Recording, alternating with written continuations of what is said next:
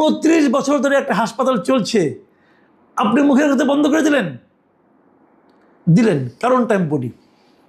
কারণ এখানে কিন্তু অনেক ব্যবসায়িক প্রতিদ্বন্দ্বী কাজ করে। আমরা কিছু কিছু জানি, সেগুলো সব তো বলা যাবে না, বললে বলবে তথ্য প্রমাণ দাও, হ্যান করো ত্যান করো, ওটা একটা ঝামেলা আছে। কিন্তু কিছু কিছু জানি। একটা কথা বলি, এখানে একটা রাজনীতিও আছে। এই হাসপাতালটা যিনি মালিক, উনি জামাতে ইসলামের রাজনীতির সঙ্গে জড়িত। আমি নিজে কিন্তু জামাতে ইসলামের রাজনীতি করি না রে ভাই। আমি জামাত করি না, বিএনপি করি না, আওয়ামী লীগ করি না, কোনো পার্টি করি না, এনসিপিও করি না।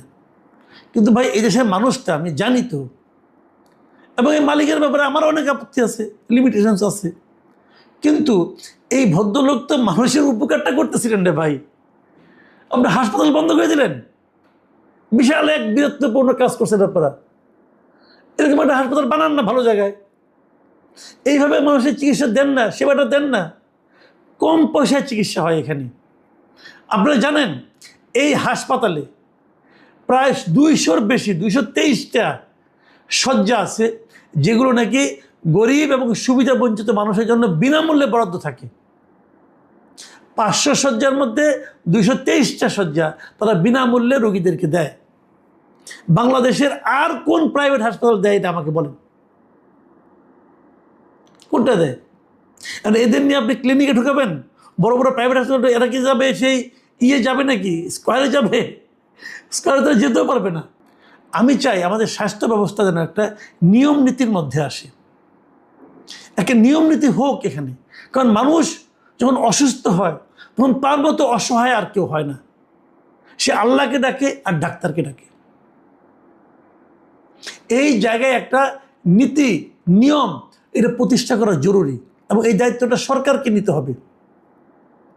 সেই জিনিসটা আসেন। যদি মনে করেন এরা ভালোভাবে চালাতে পারছে না, ওকে, এখানে সরকার একজন প্রশাসক বসান প্রশাসক। আপনারা ওই মালিক পক্ষকে বলেন যে তোমরা এই কাজ করো, তাদেরকে সময় পেতে দেন। যতদিন পর্যন্ত ওই পরিবর্তনগুলো না হবে ততদিন পর্যন্ত সেই ডিপার্টমেন্টগুলো বন্ধ থাকবে। কিন্তু আউটডোরের প্রতিদিন 2000 লোক সেখানে যায়, তাদের জন্য আপনি কি বিকল্প ব্যবস্থা করলেন? না করে বন্ধ করে দিলেন। ভাই সব জায়গায় রাজনীতি করেন না, সব জায়গায় রাজনীতি করেন না, মানুষের কথা ভাবেন। আপনিও তো রাজনৈতিকভাবে লাভবান হলেন, আপনিও তো রাজনৈতিকভাবে কোনো একটা গোষ্ঠীকে আপনি একটা দাপট দেখালেন, অথবা তাদেরকে কোন ঠাসা করলেন। এই যে আপনার রাজনৈতিক বিজয় হলো, আমি কোনো আপত্তি দেখছি না। কিন্তু এর কারণে যদি সাধারণ মানুষ বিপদগ্রস্ত হয়, যদি সাধারণ মানুষ ভোগান্তির শিকার হয়, তারা কিন্তু আপনাদেরকে ভাই সরাসরি আমি বলি তারা বদদোয়া দেবে আপনাদেরকে। এই কাজটা করেন না। আমি এই ব্যাপারে সবার কি বলবো, ওনারা যেটা করছেন শাস্তির, ওনাদের বিরুদ্ধে মামলা করেন না ভাই, কোনো সমস্যা নাই, ওনাদের শাস্তির আওতায় আনেন, আমার তাও কোনো আপত্তি নেই। আমি কারো প্রেমে গদগদ হচ্ছি না, কিন্তু আমি খালি একটা কথা বলতে চাচ্ছি, সেটা হলো এই যে 2000 লোকের প্রতিদিনের আউটডোরের চিকিৎসা অতি অল্প পয়সায়। ঢাকা শহরে এরকম হাসপাতাল খুব বেশি নাই।